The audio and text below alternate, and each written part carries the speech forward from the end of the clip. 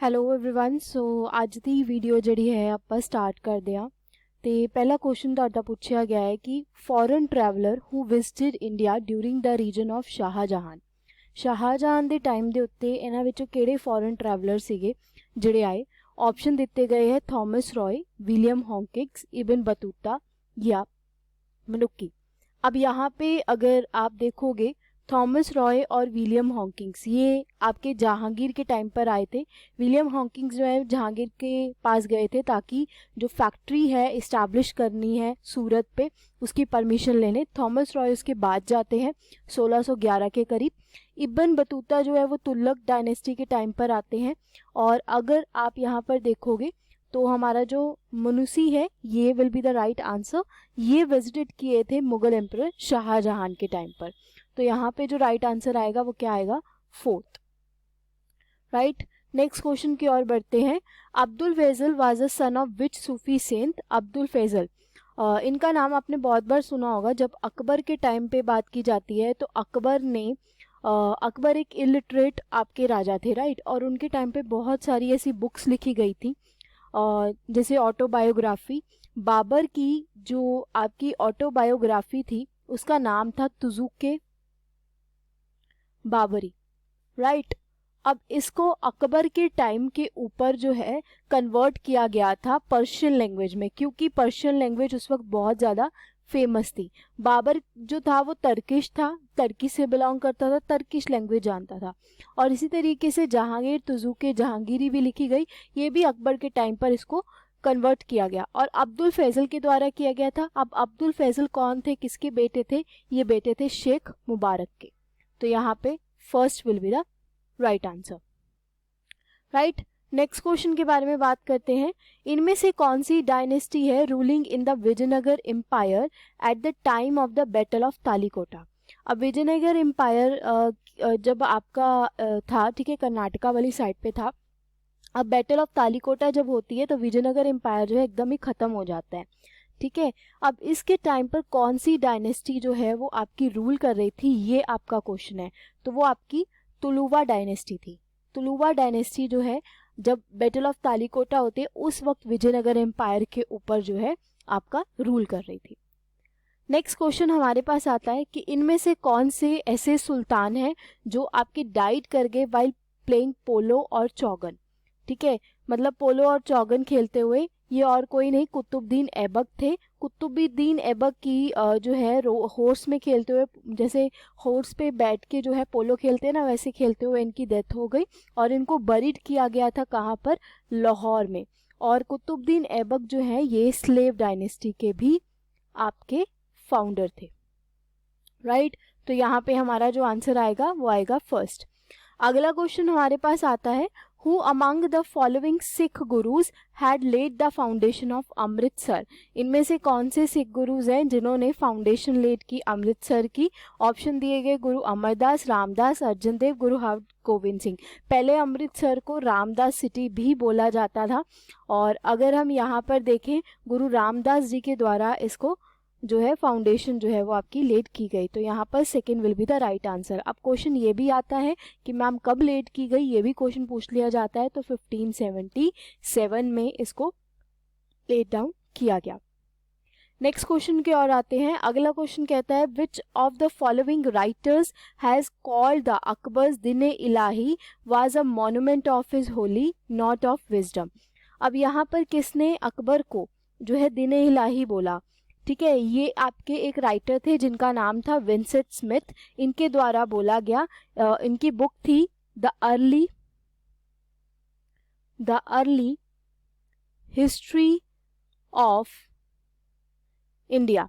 इसमें इन्होंने डिस्क्राइब किया अकबर को as a Din Ilahi, right. Again a very important question. Next question के बारे में बात करते हैं।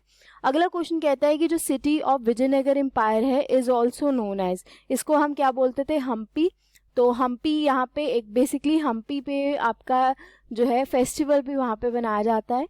और विजयनगर एम्पायर जो है साउथ इंडिया वाली साइड जो है आपका कर्नाटका वाली साइड पे फैला हुआ था। नेक्स्ट क्वेश्चन हमारे पास आता है, which of the following sultans of Tughlaq dynasty issued a copper coins instead of silver coins.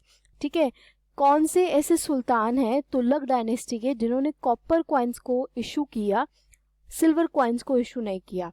वो कौन थे? वो आपके थे मोहम्मद बिन तुगलक। अब यहाँ पे ना मोहम्मद बिन तुगलक ने, एक क्वेश्चन ऐसे भी आता है कि कौन से ऐसे सुल्तान थे जिन्होंने टोकन करेंसी जो है वो आपकी इशू की, इस तरीके से क्वेश्चन आता है। या आपसे ये पूछ लिया जाता है कि किन्होंने ऐसा किया, किनके टाइम पर जो है कॉइन्स की काफ़ी ज़्यादा ब्लैक मार्केटिंग हुई। हुआ क्या कि आपके पहले ना सिल्वर कॉइन्स चलते थे, तो इस पर्टिकुलर जो किंग ने क्या किया कि कॉपर और ब्रॉन्ज के जो है एक तरीके से मिक्स कर जो है आपके कह लो कॉपर और ब्रॉन्ज के मिक्स कर सिक्के चलाए। तो लोगों ने क्या किया, कॉपर और ब्रॉन्ज के सिक्के खुद ही बनाने स्टार्ट कर दिए। ठीक है, एक तरीके से वैल्यू दोनों की सेम होती थी और काफ़ी ज़्यादा ब्लैक मार्केटिंग होने लगी और इसको टोकन करेंसी बोला जाता था। और ये 1330 एडी में इसको इशू किया गया था। ये और कोई नहीं, मोहम्मद बिन तुगलक थे। राइट, नेक्स्ट क्वेश्चन की और बात करते हैं। अगला क्वेश्चन कहता है कि अकबर का जो टॉम्ब है is located at which of the following places. तो यहाँ पे सिकंदरा, वहाँ पर अकबर को दफनाया गया था। और अकबर की एक और चीज़ आपको याद रखनी है, अकबर की जो सेकंड कैपिटल है, ठीक है, वो कौन सी थी? वो थी आपकी फतेहपुर सिकरी। 15 साल लगे थे अकबर को वहाँ पे बनाने पे। वहाँ पे बुलंद दरवाज़ा, पंचमहल, इबादत खाना, ये सारे अकबर ने जो है खुद डिज़ाइन करवाए थे। अगला क्वेश्चन बहुत ही इम्पॉर्टेंट क्वेश्चन है, ध्यान से इस क्वेश्चन को देखिएगा। क्वेश्चन यहाँ पे आपसे पूछ रहा है, what did Jyotibai Phule Satyashodhak Samaj attempt in the last century? ठीक है, ज्योतिबाई फुले एक पर्सन थे जो बेसिकली लोअर कास्ट के लिए काफ़ी ज़्यादा काम करते थे और जो भेदभाव है वो मिटाना चाहते थे। तो उन्होंने सत्यशोधक समाज की इस्टेब्लिशमेंट की। अब सत्यशोधक समाज की इस्टेब्लिशमेंट उनके द्वारा कब की गई थी? 1873 के करीब की गई थी।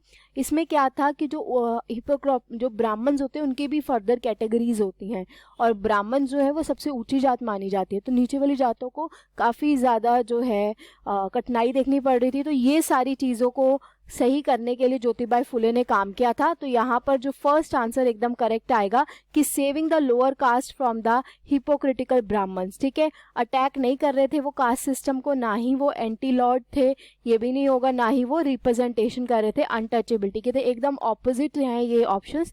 दैट इज वाई सीधा का सीधा मुझे यहाँ पर दिख गया कि फर्स्ट ऑप्शन जो है वो आपका करेक्ट आएगा। राइट, नेक्स्ट क्वेश्चन की ओर बढ़ते हैं। अगला क्वेश्चन देखिएगा, हमारे पास अगला क्वेश्चन जो है यहाँ पे कहता है कि in which of the following movements did Mahatma Gandhi make the first use of hunger strike as a weapon?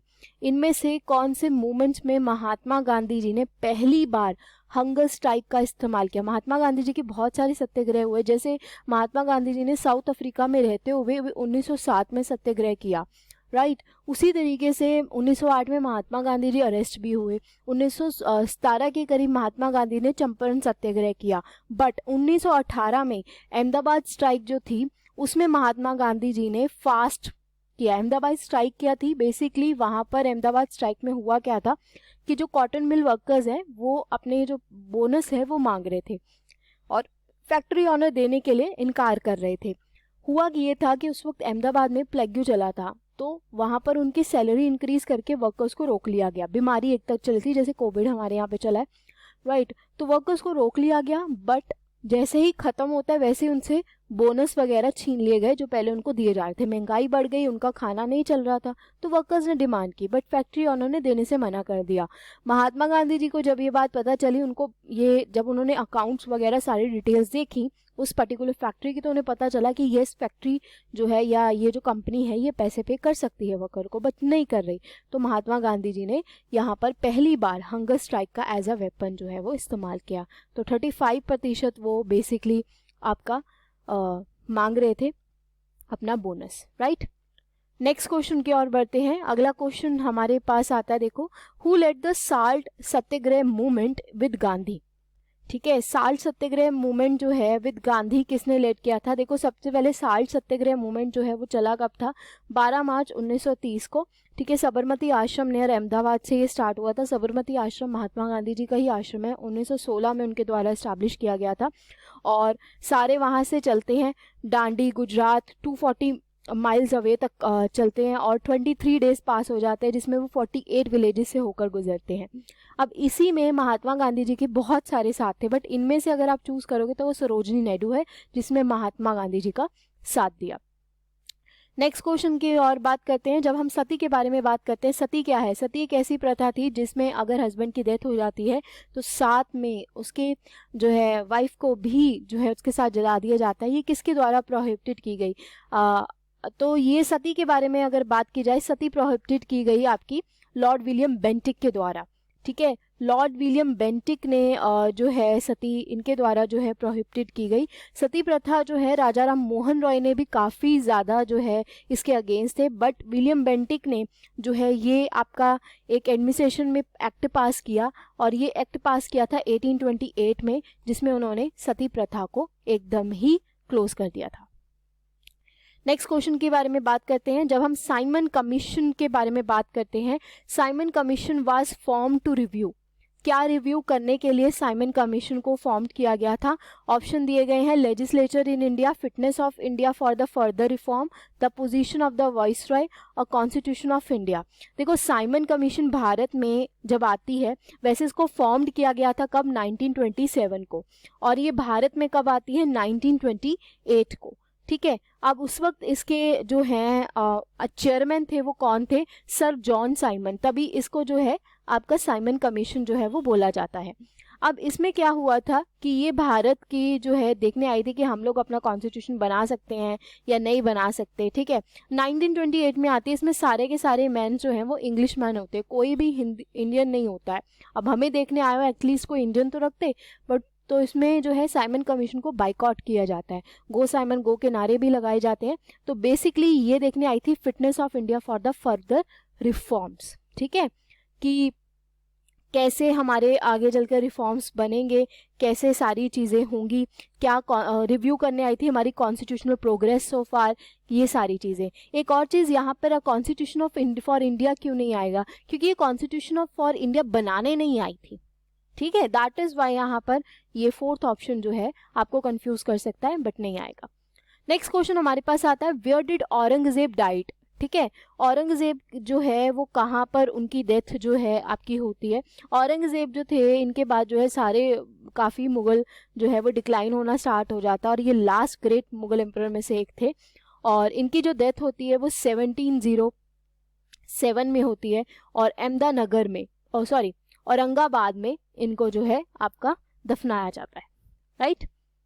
अगला क्वेश्चन हमारे पास आता है कि when was the first train steamed of in India? ठीक है, पहली बार अगर आप first train steamed of in India के बारे में बात करें तो कब होती है? देखो यहाँ पर जो ट्रेन्स थी वो ब्रिटिशर्स इसलिए लेकर आए थे कि वो अपना कच्चा माल इधर से उधर लेकर जा सके। तो यहाँ पर पहली जो ट्रेन थी वो बॉम्बे टू थाने चलती है, but steamed of in India ये कब होती है? 1853 के करीब। ठीक है, 16 अप्रैल 1853 के करीब। नेक्स्ट क्वेश्चन हमारे पास आता है कि इनमें से कौन सी ऐसी आपकी कह लीजिए लाइब्रेरीज हैं has a largest collection of the manuscript of historical value? ठीक है, किसके पास सबसे ज़्यादा लार्जेस्ट वैल्यू? तो ये आपकी कौन सी? खुदा बख्श ओरिएंटल पब्लिक लाइब्रेरी। खुदा बख्श ओरिएंटेड पब्लिक लाइब्रेरी, इसमें काफ़ी ज़्यादा आपकी मैनस्क्रिप्ट पाई गई हैं, कम से कम 4000 के करीब। और इसको किसके द्वारा इस्टेब्लिश किया गया है? इनका नाम है खान बहादुर खुदा बख्श। राइट। तो आगे बात करते हैं। नेक्स्ट क्वेश्चन हमारे पास आता है, a very easy question but a very important question, पीछे वाले शायद सेशन में हमने किया है कि in which of the following system land settlement adopted by the English did provide more protection of the interest of the farmers? मतलब इनमें से कौन सा ऐसा सिस्टम है जो ज़्यादा प्रोटेक्शन प्रोवाइड करवाता था फार्मर्स के इंटरेस्ट को? देखो यहाँ पे सबसे पहले परमानेंट सेटलमेंट सिस्टम मैंने आपको फर्स्ट सेशन में समझा दिया था। रोतवारी सिस्टम आज आप समझ लो, जो कि मद्रास में इशू होता है। रोतवारी सिस्टम में क्या था कि ब्रिटिशर्स ने जमींदार को ही हटा दिया था, जमींदार की पोजीशन को ही हटा दिया था। उन्होंने सीधा के सीधा रियाट्स, जो कल्टीवेटर्स होते हैं, जो लैंड के मेजर कल्टीवेटर्स होते हैं, उनसे पैसे लेने स्टार्ट कर दिए थे। तो अगर मिडिल पैन पर्सन हट गया तो एक तरीके से मोर प्रोटेक्शन मिलेगी, ठीक है, फार्मर्स को। तो यहाँ पर ये जो रोतवारी सेटलमेंट सिस्टम है मद्रास का, इसमें जो है कल्टीवेटर्स मोर प्रोटेक्शन आपकी मिली। तो यहाँ पर second will be the right answer, right. Next बढ़ते हैं, which of the following pair contributed significantly to integrate the princely state into Indian Union? ठीक है, इनमें से एक इन्होंने सबसे ज्यादा काम किया था, ये 2 पर्सन थे, एक आपके सरदार पटेल थे, एक आपके वीपी मेनन थे, ठीक है। नेक्स्ट, प्रिंसली स्टेट को इंडियन यूनियन में लाने के लिए सबसे ज्यादा कंट्रीब्यूट किसने किया, ये पूछा गया है आपसे। अगला क्वेश्चन बात करते हैं कि पहली टेलीग्राफ लाइन जो है इंडिया में कब स्टार्ट हुई थी। जैसे 1853 में ट्रेन हुई थी, वैसे ही पहली टेलीग्राफ लाइन जो है 1851 में हुई थी। ये याद रखना, कोलकाता टू डायमंड हार्बर, ठीक है, कोलकाता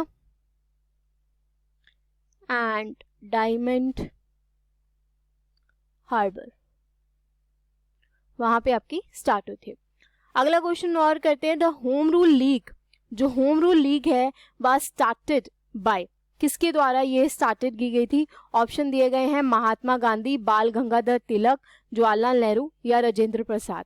तो होम रूल लीग जो है 2 पर्सन्स के द्वारा स्टार्ट की गई थी, one is Annie Besant and one is बाल गंगाधर तिलक, ठीक है। बाल गंगाधर तिलक ने जो है ये नेशनल पॉलिटिकल ऑर्गेनाइजेशन थी, जो 1916 में ही इसको जो है फाउंड अप कर दिया था। और इसी तरीके से एनी बेसेंट ने भी आपकी जो है डिसाइडेड टू ऑर्गेनाइज अगेन। तो एनी बेसेंट ने कलकत्ता की ओर की थी, और यहाँ पर हमारा Bal Gangadhar Tilak will be the right answer. अगला क्वेश्चन हमारे पास आता है, कहते हैं when did British government start ruling India directly. देखो, ये जो अगर आप बात करते हो कि ब्रिटिश गवर्नमेंट जो है, देखो सबसे पहले तो एक आपका ईस्ट इंडिया कंपनी होती है, एक आपकी रियल ब्रिटिश गवर्नमेंट होती है जो इंग्लैंड में रह रही होती है। अब ईस्ट इंडिया कंपनी को 1857 के रिवॉल्ट के बाद जो है खत्म कर दिया जाता है गवर्नमेंट ऑफ इंडिया एक्ट 1858 में, राइट। फिर उसके बाद ब्रिटिश गवर्नमेंट डायरेक्टली कंट्रोल लेती है अपना इंडियन में। तो यहाँ पर बैटल ऑफ प्लासी, पानीपत भी नहीं आएगा। आफ्टर सिपॉय इम्यूनिटी यानी कि 1857 के रिवॉल्ट के बाद ब्रिटिश गवर्नमेंट डायरेक्टली रूल करती है इन इंडिया में। ये याद रखना, काफी इंपॉर्टेंट क्वेश्चन है, ठीक है। नेक्स्ट क्वेश्चन की और बात करते हैं। अगला क्वेश्चन कहता है कि when did the Hunter commission appointed by the viceroy probe. तो जलियांवाला बाग की ट्रेजेडी के बाद ये हंटर कमीशन को अपॉइंट किया जाता है, ठीक है, 14 अक्टूबर 1999 में। तो यहाँ पे अगर आप देखोगे जलियांवाला बाग ट्रेजेडी, ठीक है, 1919 में ही हुई है, ये भी बहुत ही दर्दनाक ट्रेजेडी है। नेक्स्ट क्वेश्चन हमारे पास आता है, who was the chairman of the union powers committee of the constitutional assembly of India. ठीक है, इनमें से कॉन्स्टिट्यूशनल असेंबली के अगर आप देखोगे कौन है, ऑप्शन दिए गए हैं सरदार वल्लभ भाई पटेल, BR अम्बेडकर, सर अलारदी कृष्ण स्वामी अय्यर या पंडित जवाहरलाल नेहरू। तो यहाँ पे यूनियन पावर्स कमेटी है, कॉन्स्टिट्यूशनल असेंबली है जिसने हमारा कॉन्स्टिट्यूशन बनाया है। हम हमेशा ये बात बोलते हैं कि कोई भी चीज़ रिटर्न, कॉन्स्टिट्यूशन हमारा रिटर्न होता है या अनरिटर्न होता है। अनरिटर्न कॉन्स्टिट्यूशन वो होता है जो कॉन्स्टिट्यूशनल असेंबली के द्वारा नहीं बनाया जाता, रिटन कॉन्स्टिट्यूशन वो होता है जो कॉन्स्टिट्यूशनल असेंबली के द्वारा बनाया जाता है। तो इसीलिए हमारा जो कॉन्स्टिट्यूशन है वर्ल्ड का लॉन्गेस्ट कॉन्स्टिट्यूशन है। एक तो रिटन कॉन्स्टिट्यूशन इसलिए बोला जाता है क्योंकि हमारा जो कॉन्स्टिट्यूशन है वो कॉन्स्टिट्यूशन असेंबली के द्वारा बनाया गया है, और Pandit Jawaharlal Nehru will be the right answer. अगला क्वेश्चन आता है, from where did Acharya Vinod Bhave start the individual satyagraha in 1940। तो आचार्य विनोद भावे ने इंडिविजुअल सत्याग्रह जो है ये आपका स्टार्ट किया था, फर्स्ट सत्याग्रही थे ये। और ये इंडिविजुअल सत्याग्रह इन्होंने कहाँ से स्टार्ट किया था, ये किया था पवनार इन महाराष्ट्र। ठीक है, पवनार इन महाराष्ट्र। प्लीज ये भी याद रखिए 1940, और ये भी याद रखिए कि आचार्य विनोद भावे ने स्टार्ट किया था। ये दोनों क्वेश्चन काफी ज्यादा इंपॉर्टेंट है। अगला क्वेश्चन हमारे पास आता है कि इनमें से कौन से ब्रिटिश गवर्नर जनरल है जिन्होंने इंट्रोड्यूस की postage stamp in India. Postage stamp in India किसके द्वारा इंट्रोड्यूस की गई, ये की गई आपकी लॉर्ड डलहौजी के द्वारा। ठीक है, लॉर्ड डलहौजी के द्वारा आपकी जो है ये 1837 में इंडियन पोस्ट ऑफिस जो है आपका इस्टेब्लिश किया गया था। और यहाँ पे फर्स्ट जो है आपका स्टेप लिया गया था पोस्टेज स्टैम्प का। तो Lord Dalhousie will be the right answer. Next question हमारे पास आता है कि ये तो अभी हमने कर ही लिया था कि फर्स्ट टेलीग्राफ लाइन जो है ये आपकी कब स्टार्ट हुई थी। बेसिकली हुई तो 1851 के करीब, ठीक है।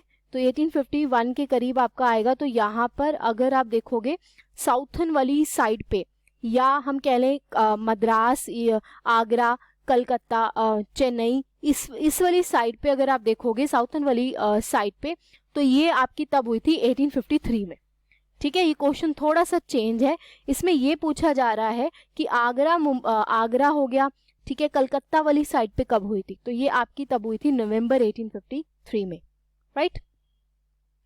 अगला क्वेश्चन आता है कि ओरिजिनल नेम जो है स्वामी दयानंद सरस्वती जी का क्या है। तो उनका ओरिजिनल नेम जो है वो आपका मूला शंकर है।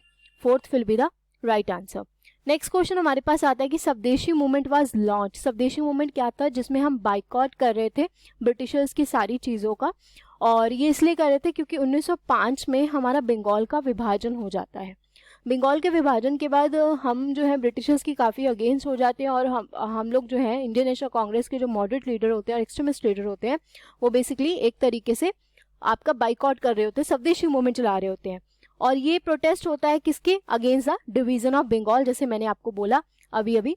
और इसी के बाद 1907 में भी एक बहुत इंपॉर्टेंट चीज़ होती है, सूरत का स्प्लिट होता है। सूरत का स्प्लिट का मतलब क्या है, जिसमें इंडियन नेशनल कांग्रेस के जो लीडर्स हैं वो दो में डिवाइड हो जाते हैं, एक तो एक्सट्रीमिस्ट, एक तो मॉडरेट लीडर। एक्सट्रीमिस्ट लीडर वो लीडर होते हैं जो कि बहुत ही गर्म स्वभाव के होते हैं, मॉडरेट लीडर वो लीडर होते हैं जो काफ़ी ज़्यादा नरम स्वभाव के होते हैं। अब इनमें स्प्लिट क्यों होता है, क्योंकि मॉडरेट लीडर इतनी तेज़ी से एक्शन नहीं ले रहे होते, एक्सट्रीमिस्ट लीडर जो है वो बहुत तेज़ी से एक्शन लेना चाहते हैं, दोनों के जो हैं थॉट ऑफ प्रोसेस नहीं मिलते हैं, तो एक दूसरे से अलग होने के बारे में सोचते हैं, और इसी को सूरत के सेशन को सूरत स्प्लिट के नाम से जाना जाता है। एग्जाम में ऐसे पूछा जाता है कि 1907 में ऐसा क्या हुआ था, या सूरत स्प्लिट क्या हुई थी। ये सारी चीज़ें जो है एग्जाम में आपसे पूछ ली जाती हैं। नेक्स्ट क्वेश्चन हमारे पास आता है कि 19th सेंचुरी में जो रीअवेकनिंग होती है in India was confined to. Reawakening का मतलब क्या होता है कि जब हम ये बात समझ आते हैं कि ब्रिटिशर्स हमारे लिए कितने ख़राब हैं, या हम इतने एजुकेटेड हो जाते हैं। ये ज़्यादातर हमें अपर मिडिल क्लास लोगों में देखने को मिलती है, क्योंकि उनके पास पैसा होता है, वो अफोर्ड कर पाते हैं आपके एक तरीके से कह लो एजुकेशन को। Who was the first Indian to be elected to the British Parliament? इनमें से कौन से आपके इंडियन हैं first Indian to be elected to the British parliament? तो वो आपके थे Dadabhai Naoroji, the grand old man of India, ठीक है। दादा भाई नौरोजी के द्वारा एक बुक भी लिखी गई थी, इस बुक का नाम था इकोनॉमिकली ड्रेन थ्योरी। ये एक ऐसी बुक थी जिसमें दादा भाई नौरोजी जी ने ये बात बताई थी कि किस तरीके से ब्रिटिशर्स हमें जो है वो आपका खोखला कर रहे हैं, राइट। नेक्स्ट क्वेश्चन हमारे पास आता है, who introduce the permanent settlement in Bengal. ये हमने पीछे भी आपका किया था, तो लॉर्ड कॉर्नवालिस के द्वारा इसको स्टार्ट किया गया था 1793 में इन बंगाल। अगला क्वेश्चन करते हैं। क्वेश्चन कहता है when was the first passenger train जो है ये आपकी रन ऑन हुई। ये आपकी हुई अप्रैल 1853 में हुई, ये अभी मैंने आपको बताया था। In the next upcoming session में और क्वेश्चंस लेकर आऊंगी। आज हमने काफ़ी सारे क्वेश्चंस किए, लगभग 50 के करीब किए हैं। इसमें 44 आ रहे हैं क्योंकि पीछे काउंटिंग अलग थी, तो काफ़ी 23 मिनट्स में मैंने आपको काफ़ी सारे क्वेश्चंस करवा दिए। आई होप आपको ये फटाफट की जो एक्सप्रेस है मेरी क्वेश्चन को एक्सप्लेन करने की, वो पसंद आई हो। प्लीज़ लाइक करेगा, और अगर आपको अच्छा लगता है तो do share. Thank you very much, have a great day.